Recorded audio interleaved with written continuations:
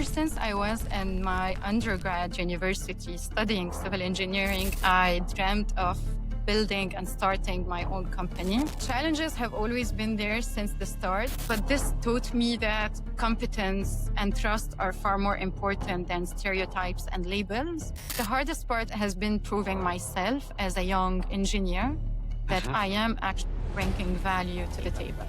As long as you are alive and breathing, you are given another chance in life. So make sure to take it and keep moving and create values. Everyone tells you to do what you love, but no one tells you how to find what you love. It's very good to speak, but it's even better to listen to your client. And this is, for me, a key important thing in dealing with this level of people. Welcome back to Business Unbound, where we dive into conversations with visionary leaders from every corner of the globe to bring you insights, inspiration, and the real stories behind success. I'm your host, Florian Hoff. Today, I'm joined by Aline Daoud. Aline is a civil engineer by training who turned into an entrepreneur and business leader. She's the founder and managing director of Konnect Co, one of the first all-female-led construction engineering and procurement companies operating across Qatar, Saudi Arabia, and the Emirates. She's also a managing partner at the Blockchain Research Institute, promoting blockchain technology across the Middle East. Aline has built and led teams across 5 continents, all while completing an executive MBA degree at the University of Oxford. In today's conversation, we will follow Aline's journey from a technical specialist in civil engineering to becoming a real business leader. We will explore how she approaches the leap into entrepreneurship, the way she makes decisions under uncertainty, and how she builds teams and cultures that perform effectively.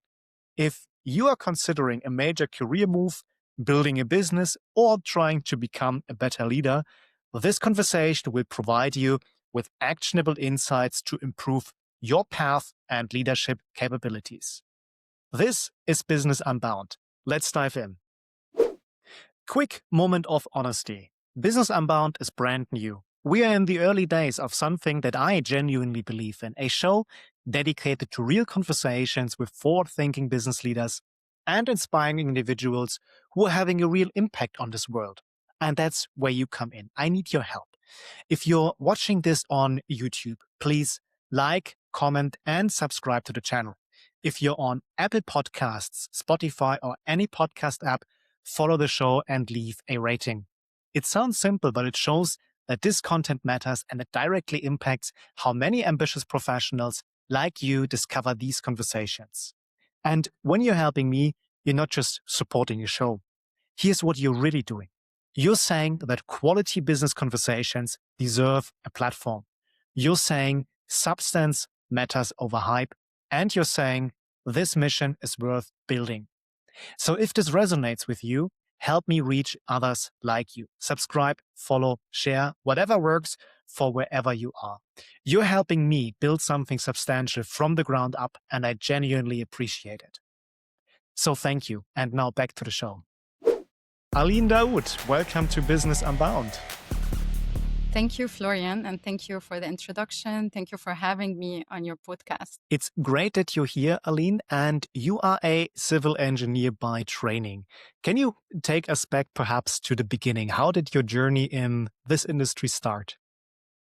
My journey into civil engineering started early on, and long before it was a formal career choice, as my whole family are engineers, and I used to visit sites with my father. I was always fascinated by how by the technical conversations that I grew around, and by how the structures that are shaped on papers are become buildings. Civil engineering specifically is the balance between logic and impact. I was always fascinated by how disciplined the field is, where you can solve complex and technical problems and see long-lasting results in front of you, which is what Elon Musk said. That engineers are the ones who really turn ideas into reality, and We lack engineers nowadays. So that is something that I'm really proud of, proud to be part of the group of engineers that exists today. That sounds very exciting. You obviously didn't stay in engineering or civil engineering in a narrower sense for the longest time. Can I ask you, just for our audience members, when was a point for you where you said you would rather wanted to become an entrepreneur? Like, what was the key moment when you made this decision? Ever since I was in my undergrad university studying civil engineering, I dreamt of building and starting my own company. Touring around sites and seeing how little women are involved in this male dominated field, I felt the urge that I wanted to create something where women are supported. And especially in 2017, when I was in Qatar and the embargo started during that period, right before FIFA, I saw the opportunity of creating my own company in procurement, especially as I had spent few years in procurement in the country. Okay.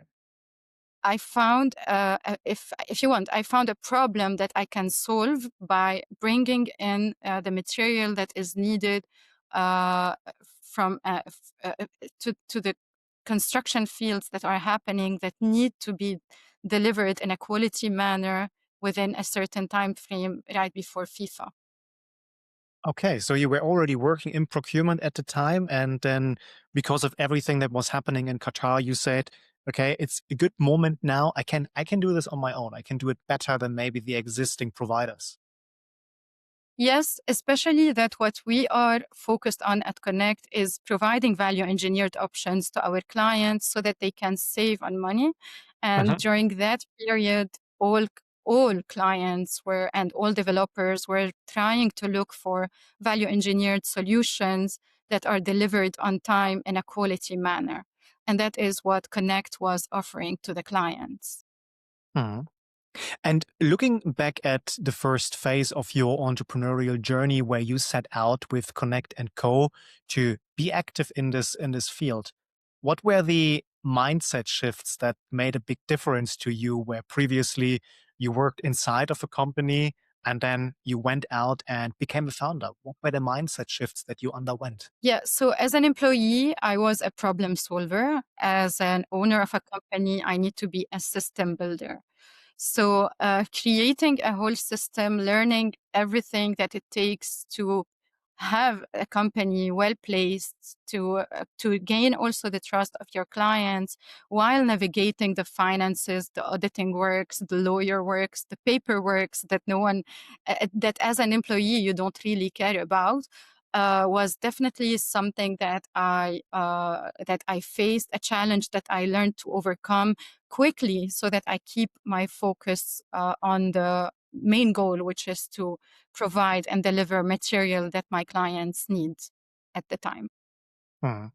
It's an interesting differentiation that you make. As an employee, you're a problem solver, but as an entrepreneur, you're a systems builder.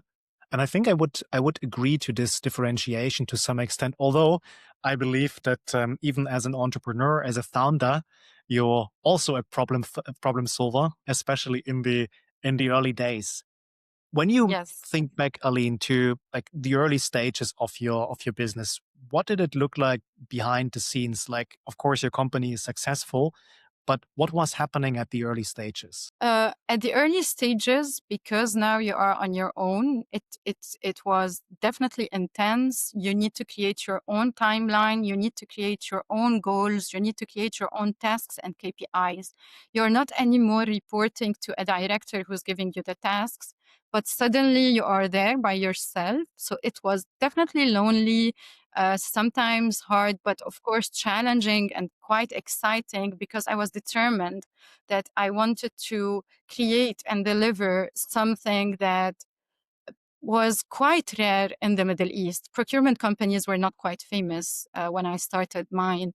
Suppliers would come and go, but creating this whole management set and creating the progress reports that I offer to my clients so they know where they are at in the supply chain made a big difference and allowed me to work with the big names that I was lucky to work. How old were you at the time when you started the company?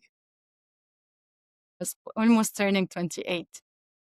Okay. So you had a little bit of experience in procurement, supply chain. You went out, you were at this time in your late 20s.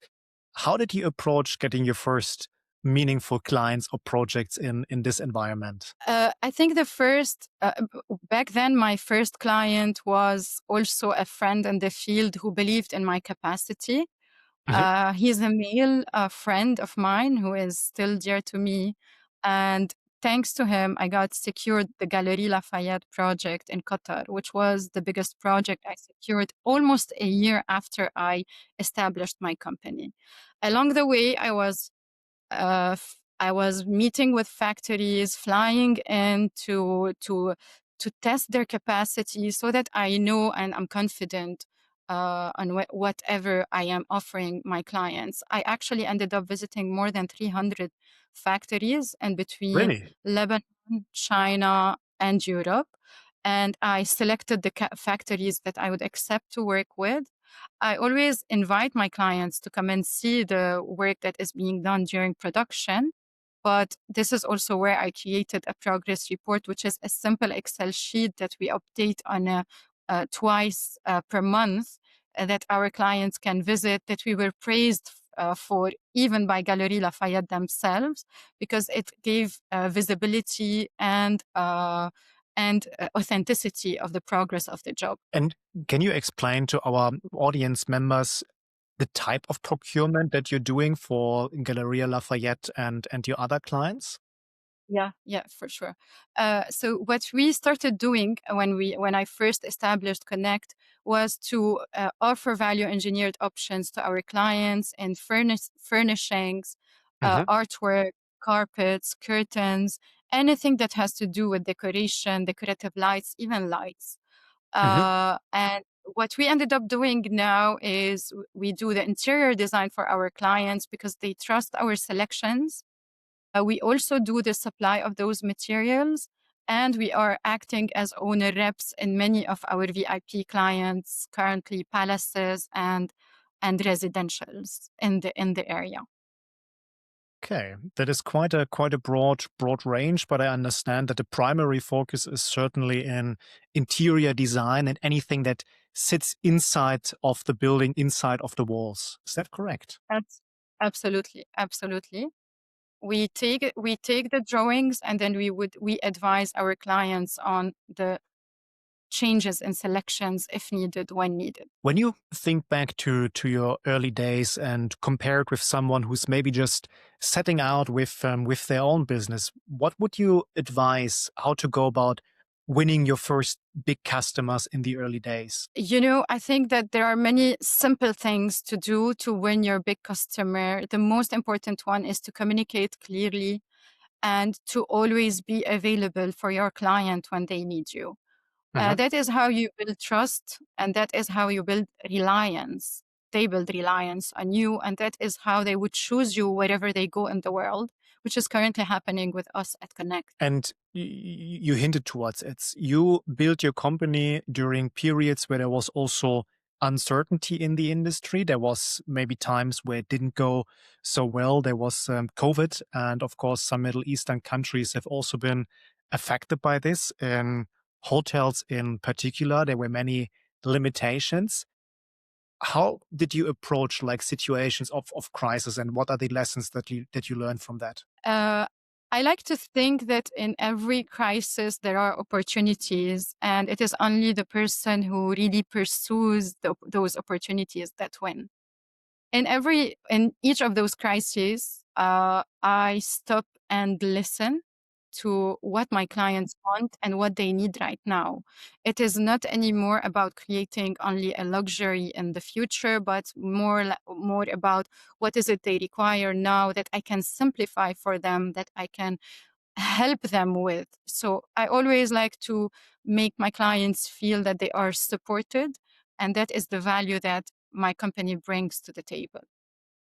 So a very, very personable approach, very almost like a concierge service that you're offering in this particular field of interior design.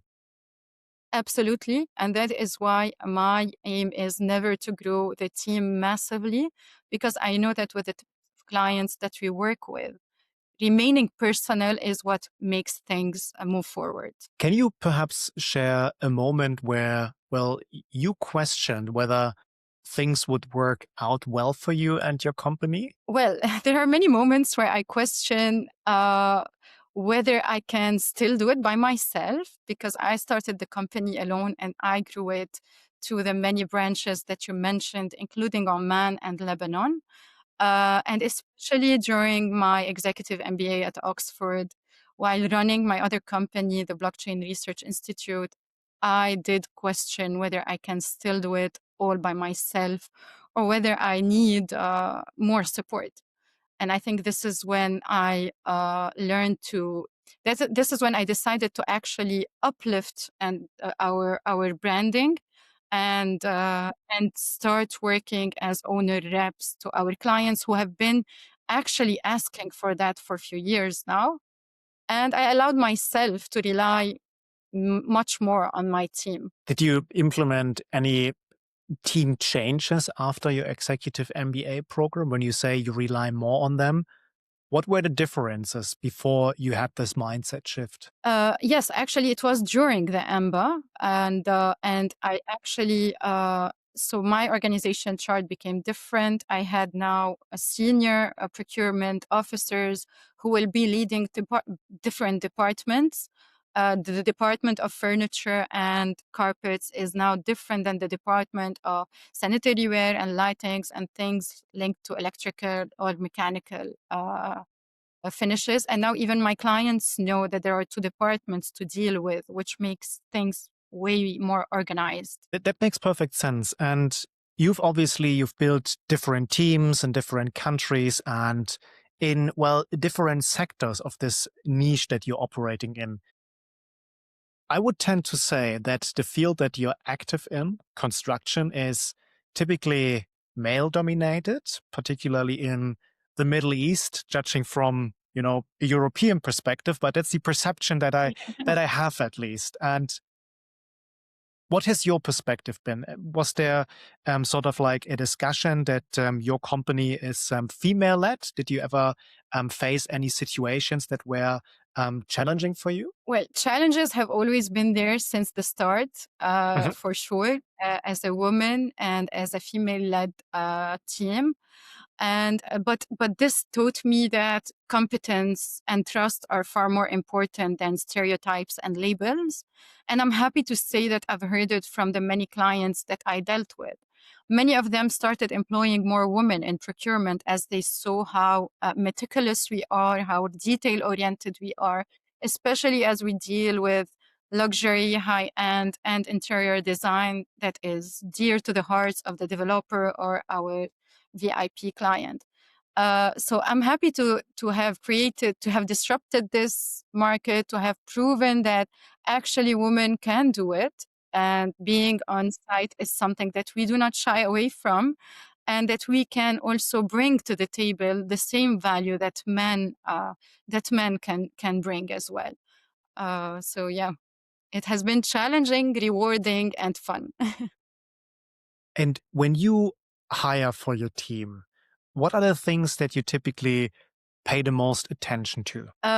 Most recently, I pay attention to not only the technical capacity that the ladies have, but more about their responsiveness, the level of communication, the level of being able to read the room. So the emotional intelligence that you create and develop with your client, what they need, listening to them, understanding what you're talking about, owning the scope that you have to handle.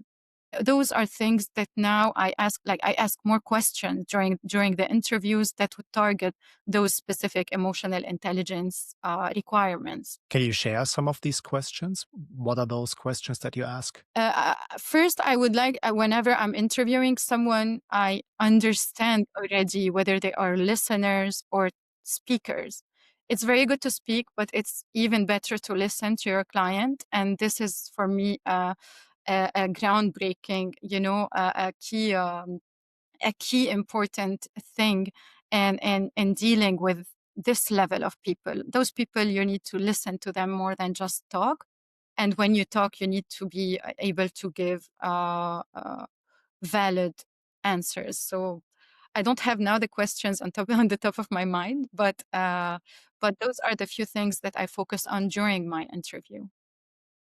And you're trying to understand whether they would also fit into your organization from a cultural perspective on from the way of working. You mentioned that it's important to be very detail oriented, to take agency and responsibility for the work that you're leading. Is this how you would describe the key elements that are important for you? Yes, absolutely. Absolutely. Being detail oriented, but not getting lost in the details. I think it could easily lead to how do they call it, analysis paralysis, when you have so Absolutely. many options in interior design and do I buy this or do I buy this or something Yeah. else? Yeah. How do you like keep a focus and continue to work output oriented? Yeah, it's actually absolutely what I like to bring to my clients. The construction field is extremely chaotic. So what I want to do is organize, simplify, and help my client understand what they want. This is why when they do not know what they want, we provide them with many options. We do not exceed the 3 options per meeting. But and this is why we created this progress report, because many of our clients would go back to this progress report to look at the photos, what is actually happening on the ground. Is it what they want? Is it something that they want to change? And they get back to us. So they have them also right in front of them and their on their laptops or their phones. How many people work in your organization? We are at 10 members now. And of course, the factories we deal with have their own laborers. Mhm. And then would you also your team of 10 individuals, would you also do it on the construction site? Would you execute the actual work on site? The packages that I mentioned are the ones that we deliver end to end, yes. So whatever the project is, we fly to our sites. Someone from the team will fly, whoever is responsible for the package of the project. So yeah, we do that. How would you describe the leadership style that you show in your organization? What type of leader are you? Uh, I I think maybe I should ask my team, but I always like to lead by example. Mhm. I work with the team, and I am very much involved in the day-to-day day-to-day progress, not necessarily micromanaging what is happening, but I like to be involved because I know, as I said previously, that our relationships with our clients are quite personal. So the way I want I want my clients to perceive the company is that whoever they talk to, whoever it is, we all are handling the same. We are all owning our scope. So I work with them. I allow myself to be accountable the way they are accountable. And if there is a mistake, I say it. I like to schedule weekly internal meetings where we get to discuss all of this on the table, around the table. So yeah. Mhm. For your weekly internal meetings, if I may ask, do you have a certain agenda, a structure that you go through? I'm asking because I believe that for our audience members, many of who are also founders or managers leading organizations, meetings are typically a key part of the agenda. So I'm wondering if there could be lessons learned based from how you structure your team meetings that can be useful for the broader audience. Yeah, for sure. We definitely it's mobile. It depends on what has been happening, and our field is also not a stable field. You are sometimes extremely busy, sometimes less so. So it definitely depends on what is happening, what happened the previous week. We all share we are a small team again, so each from their side shares what happened the past week, if they need any support, in what support they need us to be involved, who will be taking the action afterwards. And then I like to listen to my team members, and I learn a lot from them as they bring in new ideas from what happened with them the past week. And if the idea is something that I genuinely believe in, I actually end up implementing it.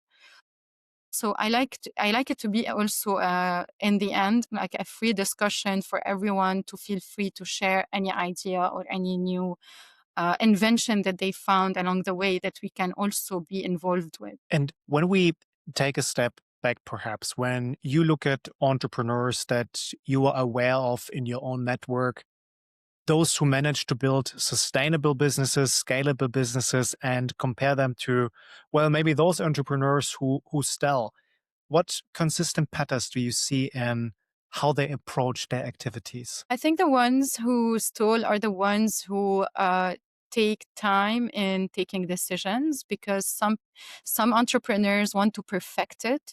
I say about myself, I'm a perfectionist by nature, but I'm learning to unlearn the skill, because I think take timelines and deadlines are crucial. So it is way better to answer with a small mistake and come back to correct it than not to answer at all. Being absent and silent makes you lose. And this is where I see a lot of founders getting lost in the details of their internal building. And as long as you're building internally, this is where you will remain. The client needs to see you. They need to know what is happening. And this is why I stress on the importance of communication and genuine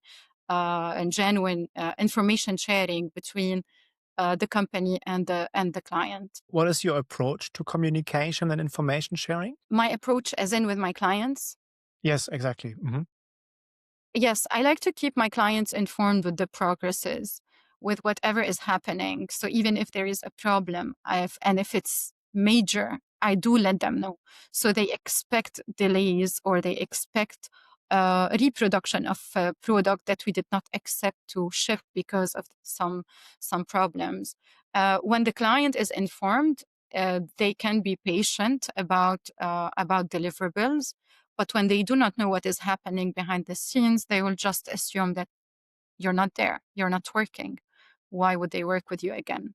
So building that, I think this is really part of building trust, gaining it and maintaining it. And I tend to agree with you 100%. I'm regularly engaged in different projects as part of my consulting work. And I keep telling my teams that I work with, you cannot over communicate. That's the philosophy that I have. I rather send one email too much or two emails too much, or try to call one or two times too much than too little. Because problems in my experience, they occur when there is a difference in expectations, when the client expects something else from you and you're not delivering this or not keeping them updated or involved. And then there is a disconnect. And communicating clearly, this is where we stand, this is the progress that we have made, this is what we are going to do next, in my experience, was one of the key things for projects to be successful in the end. Absolutely. And Aline, from your experience, for a founder or a manager, a leader who is listening, who wants to build better relationships to their clients, what are the practical steps that you would advise that they can start doing immediately? To build better relationships with the clients, as we just said, I cannot stress on the importance of communicating, and more so of meeting in person every now and then with the client, so they see that you exist. And you know, there are frameworks that we took during our executive MBA. One of them that I found is very interesting during our strategy course, which is the applying how to measure execution, even with your client. You can apply a weekly implementation, and this is what we are doing at Konnect. You can issue identification. You can show your clients what has been happening the past week or the past 2 weeks by email. It's as brief as sending them an email, showing them some pictures, letting them know that you are there, that you care, that you are present, and that you are worried as much as they are about their product, thus their investment. We've now covered a lot of ground on your work that you do as part of your company Konnekt Co in the interior design world. I'm curious. You also mentioned that you're engaged in blockchain technology. Can you explain us a little bit further what the activities are that you're doing in this space? Yeah, absolutely. We are a research institute. I partnered with Dr. Don Tapscott, who is quite well known in the blockchain field. And as a research institute, we have three departments. One of them is focused on the paperworks and white papers. The white papers that we create with the governmental sector or the private sector, working together and talking about how blockchain technology can be used, and depending on the use case that we study. There is another department that focuses on education, whereby we give courses on blockchain from the just as a technology, an introduction about the technology to the details of the blockchain and supply chain and finance. And we also offer those courses in Arabic in the Middle East. Our and we are known for the events that we do in different countries, especially back in Canada. I myself, with my team, worked on the first Blockchain Revolution Summit in Qatar in 2022. And then we did a similar and even bigger uh, uh, event in Saudi Arabia, which was heavily supported by the government and in the country, by the Saudi Convention and Exhibition Authority, and by NEOM, autonomous NEOM. So those events are so that we spread the word even more about the blockchain technology, how it can be used, what are the benefits of this decentralized world, and as we are very bullish about it. And the last department is something that we did as well with some of our clients, especially in Qatar. We work as project managers for blockchain implementation. So we also manage the whole workflow until a solution is implemented on a selected chain. How did you end up in blockchain technology? I mean, you started in as a civil engineer, then you started your interior design company, and now you're doing these activities in the blockchain space. How? It's funny because Yeah, it's very funny because I really bridge both worlds, right? The very traditional world of construction and the tech world. But I owe all of it to us sitting at home during COVID and me studying all about blockchain, being amazed by the technology, and then talking to my business partner about the way how I can represent the Blockchain Research Institute, bring it to the Middle East, and talk more and more about it. So I studied heavily during COVID. Okay, so it came like really out of like a personal interest. You started learning about Yes. this and getting more into the space, and then you said, okay, this is interesting. I want to do something in the field. Yeah, yeah. I was amazed by what I learned.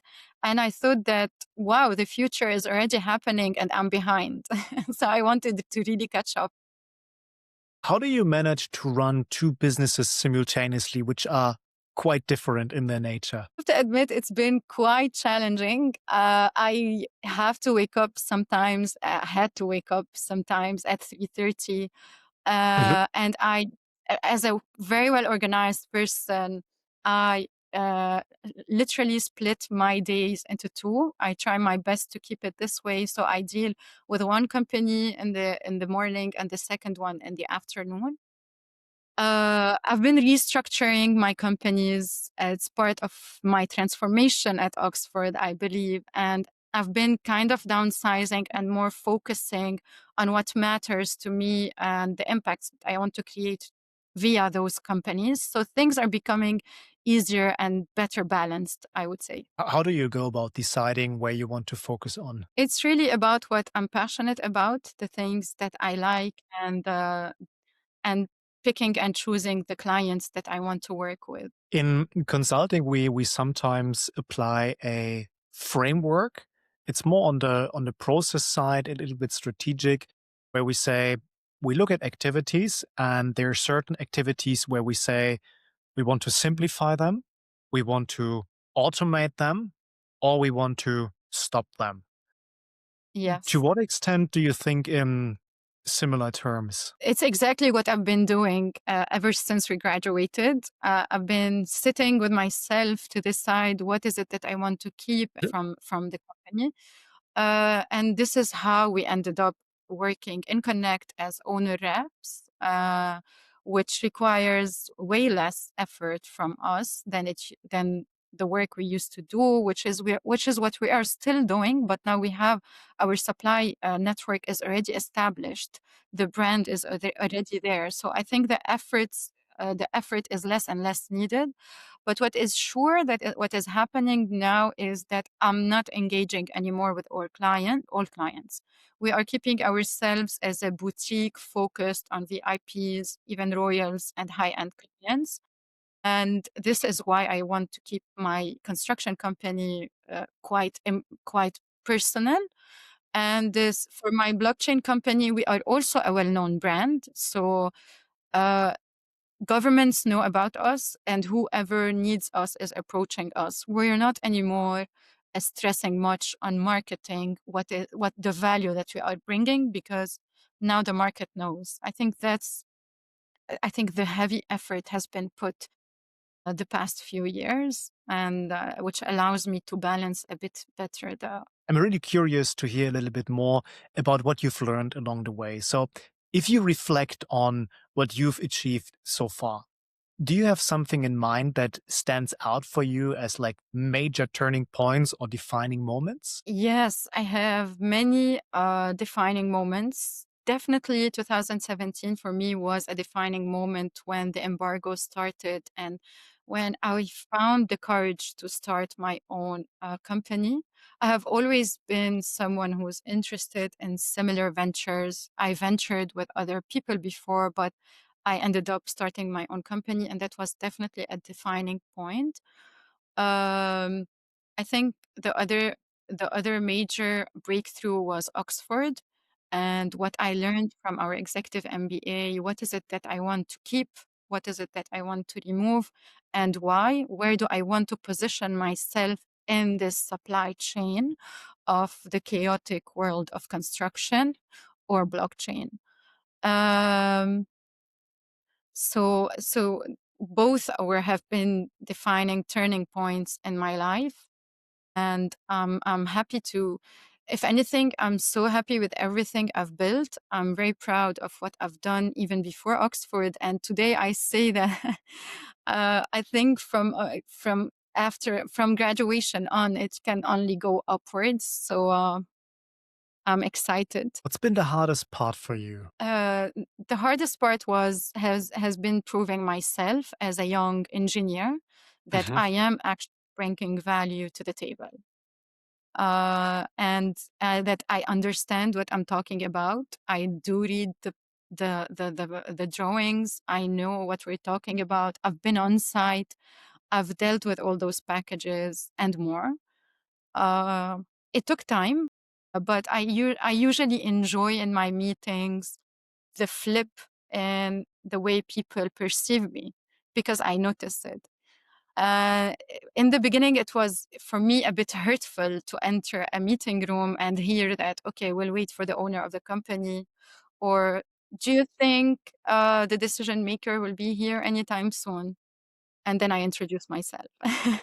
It used to bother me, but I ended up enjoying it because I learned that bringing value to the table is what really matters. And when they see the value that you bring, you are definitely taken seriously. And when you think back to your early days, what do you wish someone had told you right before you made your first decision to become an entrepreneur? What do you wish you knew? Well, I wish I knew that no one has it figured out, Mhm. because, from the outside, it always looked like everyone is moving confidently and with certainty. But eventually what I discovered is that everyone is trying just like me. And that's something I wish I knew early on. And I believe that quite a few of our audience members, they are possibly in a similar position to where you've been a few years ago, that they are thinking about making the leap into entrepreneurship or even advance their own career in a corporate setting. So they are right on an edge to make a big decision. For someone who is in this situation, are there specific questions that you think would be useful for them to ask themselves and to get clarity about? Yes, absolutely. I would ask them to sit with themselves and weigh in their priorities and their responsibilities, honestly.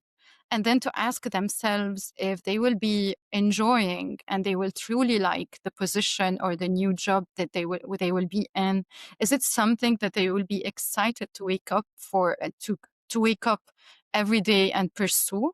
And because keeping in mind that you have just one life to live, you really don't want to spend it in positions that do not fulfill you. How do you find fulfillment in what you do? As an ambitious person, it's hard to reach utter fulfillment, but I think you find it in the small successes and the deliverables. You find it in the happiness of your client when they see the end result.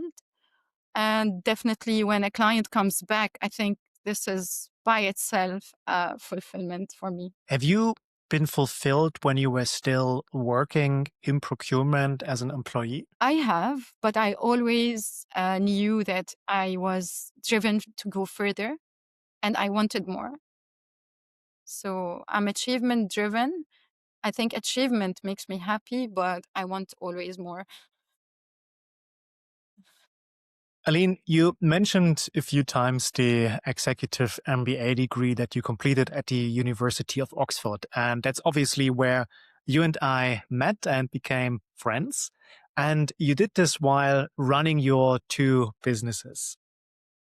What led you to take the decision to pursue an MBA degree in the first place? I am very happy I took the decision. What led me really is my love for education. I have always been a curious person. That's why I studied about blockchain during COVID.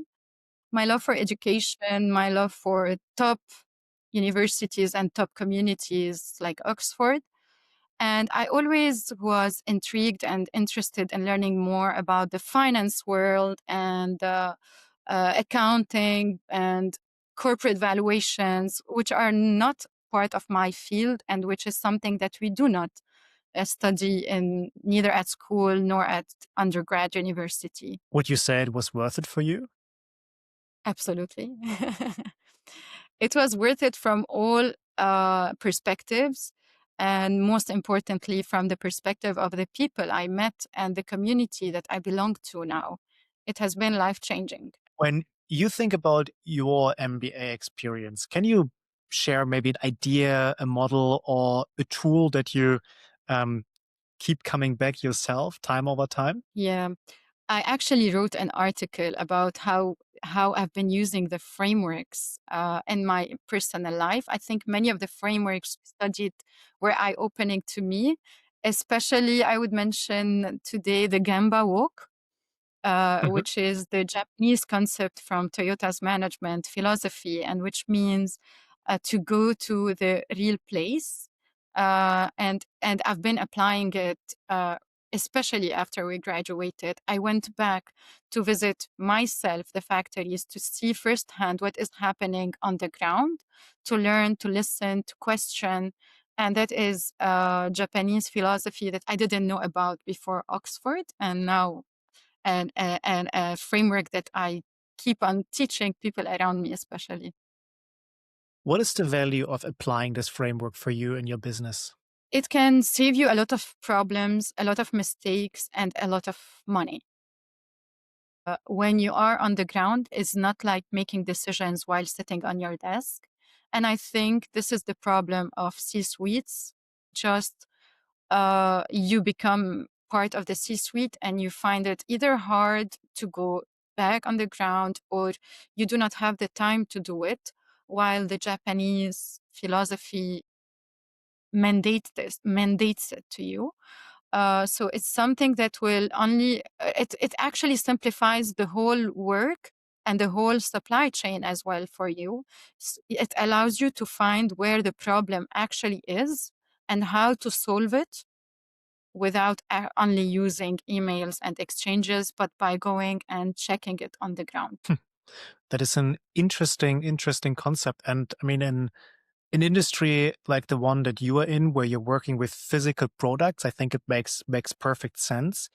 To what extent do you say this is relevant also in blockchain, where you're working with something which is not physical and which is less tangible than in the construction space? Yeah, great question. I think that in the case of blockchain, if you are actually implementing a solution, you will eventually be still dealing with human beings who are the developers that are applying the solution. You can be an investor and not really care about how it's being done, but you can be a curious person like me and would like to sit with the developers, understand how the whole system is being developed. You will not understand it all, and that's why you have uh, technical engineers who are there to support you.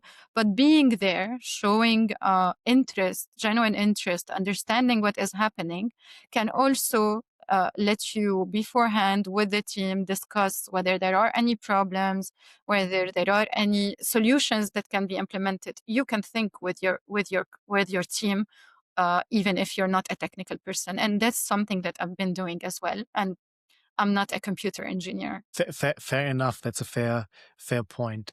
Aline, we spoke about fulfillment a few moments ago, and I would make the argument that being personally fulfilled with what you're doing is closely linked to success. Read the other day, I don't remember the exact quote, but it was along the lines that one is fulfilled, one feels successful if the own expectations, if they meet reality. How do you define success for yourself when you think about your business ventures? For me, success is really about building something that lasts, that has an impact, that becomes trusted, and that is with a great reputation.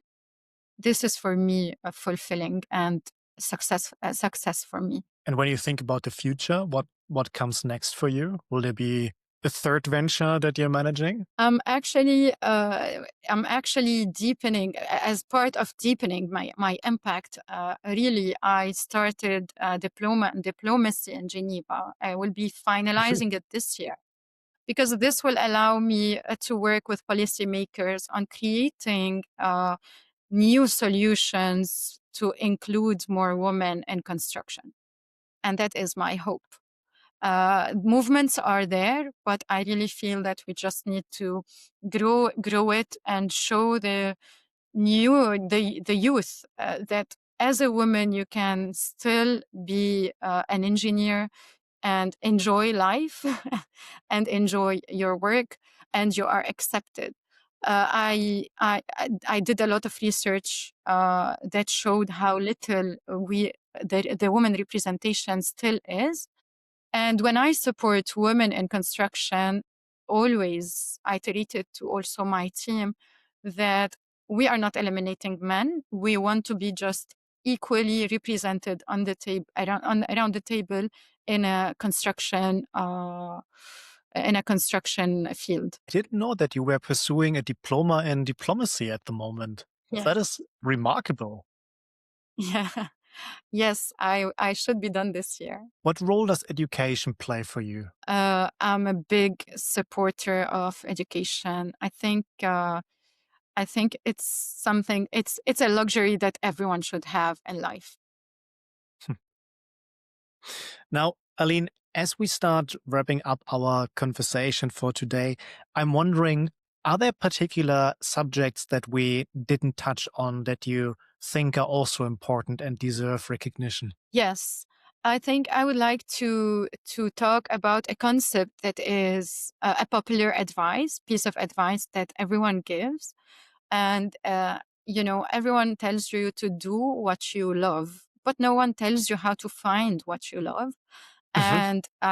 And that's something that I like to talk about because I read the book Be Useful of Arnold Schwarzenegger, where he Really? talks about, where he talks about how you can find what you really like. And then he tells you that a good place to start looking is by looking back at what fascinated you as a child and before actual pressure and expectations kicked in. And for me, I would add that passion really isn't discovered by thinking. You need to try things and experiment them. And when you experiment them with an open mind, and when you see yourself coming back and back again to the same activity or the same job that you are enjoying, this is most probably the passion that everyone tells you to do. Because do what you love, and how can I find what I love? So that's something that is that I wanted to add because I find it interesting. Never heard about this concept. It's interesting to me that you learned about this in a book written by Arnold Schwarzenegger. Yeah. That's in the context that we are talking about, possibly an author which I wouldn't have anticipated.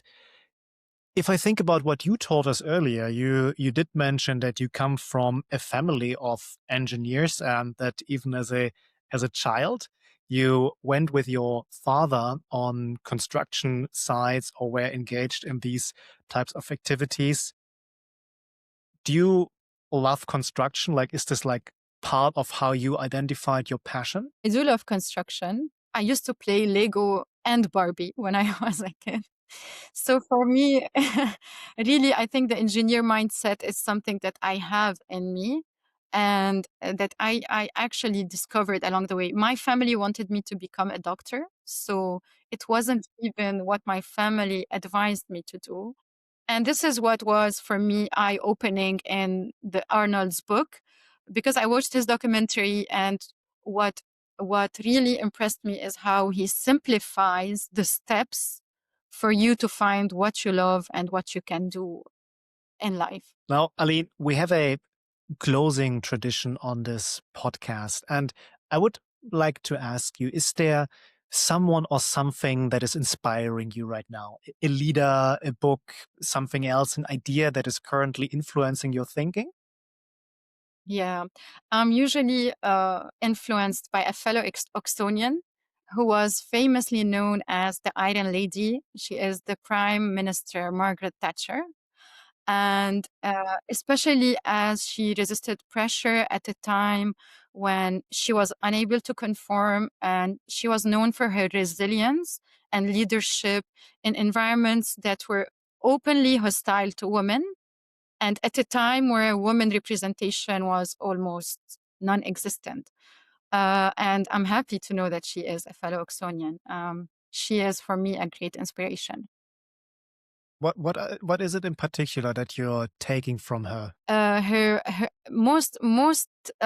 mostly her persistence and applying her ideologies. And I'm not giving my political view here. I'm just saying about the way she conducted her leadership. So being very persistent and following through and not getting distracted?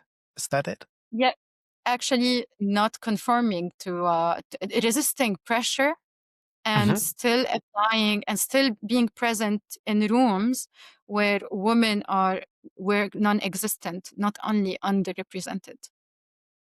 This is very powerful. She is famously known as the Iron Lady. Now, Aline, if listeners remember just one thing from our conversation, one insight, one way of thinking differently, or one action that they should take immediately, what would you want that to be? First, I would tell them that as long it's a belief that I have, that I share with everyone around me, that as long as you are alive, you are given, and as long as you are alive and breathing, you are given another chance in life. So make sure to take it and keep moving and create values. Those are the things that I would. Well, then, Aline Daoud, thank you very much for coming on Business Unbound, and thank you for this conversation. Thank you. Thank you so much for having me, Florian. Before we wrap up, let me highlight what I believe are the key takeaways from this conversation with Aline. Aline explained how she shifted from being a problem solver inside an organization to becoming a systems builder who owns the full value chain, from contracts and finance to client relationships and delivery. She also reminded us that no founder has it all figured out at the beginning.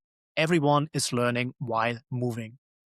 Aline also shared how she built a niche boutique business in a, chaotic male-dominated construction environment by doing a few simple things consistently well, staying close to her clients, visiting factories herself, creating transparent progress reports, and communicating frequently, especially when things go wrong. For her, trust is created by being available, proactive, and honest about issues rather than hiding them. On the team side, Aline explained the importance of emotional intelligence, not just technical skill. When she hires, she looks for people who listen carefully, take ownership of their scope, and can read the room with demanding clients. She leads by example, stays close to the day-to-day work, and uses weekly meetings at least to share lessons, surface issues, and implement ideas from her team. Finally, Aline spoke about designing a career and business around what truly matters to you. She has intentionally kept her company small and personal, focused on VIP clients, and she restructured both of her businesses to concentrate on the work that energizes her the most. Her message to anyone standing at a crossroads is clear. Be honest about your priorities. Accept that uncertainty is part of the journey, and do not wait for perfect conditions. Take a thoughtful leap and adjust along the way. Now, a few final words. If this conversation with Aline resonated with you, whether you are standing at the edge of a major career decision, exploring the leap into entrepreneurship, or trying to build better businesses and teams, please don't forget to subscribe, like, comment, and share this episode with someone who would benefit from it. You can also head over to businessunbound.co. That's where you'll find links to everything we discussed today, including ways to connect with Aline. And while you are on our website, consider subscribing to our newsletter so you get notified the moment new episodes air. You will be the first to know when we release conversations with the next wave of forward-thinking business leaders who are building companies across borders, challenging the status quo, and are redefining what it means to lead with both ambition and integrity. Now, thanks for listening. This was Business Unbound for today, and until next time.